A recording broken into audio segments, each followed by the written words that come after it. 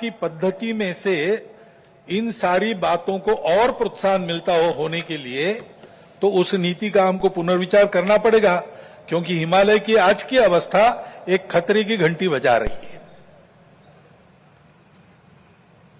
प्राकृतिक उथल पुथल है तो जनजीवन में भी उथल पुथल दिख रही है। श्रीलंका में, बाद में बांग्लादेश में, बाद में नेपाल में, हमारे पड़ोसी देशों में भी हमने इसका अनुभव किया। अब कभी कभी हो जाता है, प्रशासन जनता के पास नहीं रहता, संवेदनशील नहीं रहता, लोकाभिमुख नहीं रहता,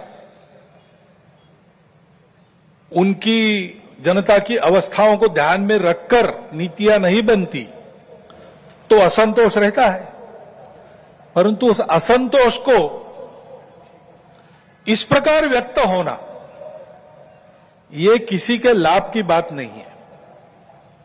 अभी प्रमुख अतिथि महोदय ने कहा, 25 नवंबर के भाषण की याद की, उसमें इस प्रकार के जो आंदोलन है जिसमें इतनी सारी हिंसा और विनाश होता है, डॉक्टर अंबेडकर साहब ने उसको ग्रामर ऑफ अनार्की कहा है।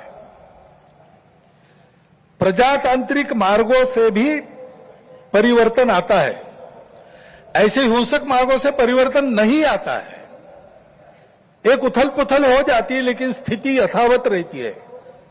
पूरे दुनिया का अभी तक का इतिहास देख लीजिए, जब से ये उथल पुथल वाली तथाकथित रिवॉल्यूशंस, क्रांतियां आई, किसी क्रांति ने अपने उद्दिष्ट को प्राप्त नहीं किया।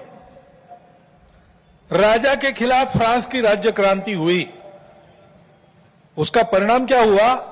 नेपोलियन बादशाह बन गया, वही राजतंत्र कायम रहा। इतनी सारी तथाकथित साम्यवादी क्रांतियां हुई, सब साम्यवादी देश आज पूंजीवादी तंत्र पर चल रहे हैं, जिसके खिलाफ क्रांति हुई। ऐसे हिंसक परिवर्तनों से उद्देश्य नहीं प्राप्त होता है, उल्टा इस अराजकता की स्थिति में देश के बाहर की स्वार्थी ताकतों को अपने खेल खेलने का मौका मिलता है।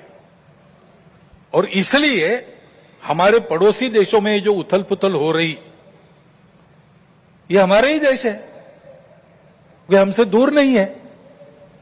कुछ वर्ष पूर्व भारत ही थे, हमारे अपने हैं। उनमें इस प्रकार की अस्थिरता उत्पन्न होना, ये हमारे लिए,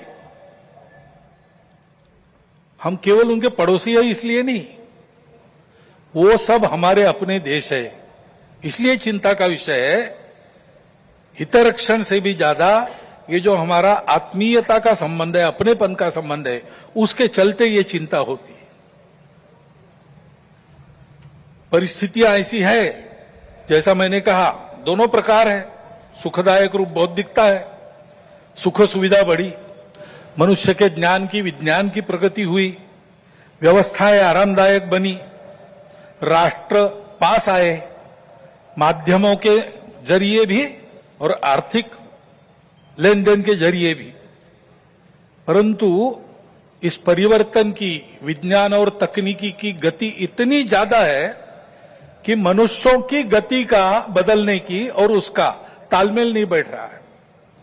इसलिए भी मनुष्य जीवन में कई प्रकार की समस्याएं, युद्ध, अन्य छोटे बड़े कलह, ये तो सब चल ही रहे। प्रकृति के उग्र प्रकोप को हम अनुभव कर रहे हैं, लेकिन परिवारों में भी टूटन आ रही है। नागरिक जीवन में बढ़ता हुआ अनाचार, अत्याचार दिखाई देता है।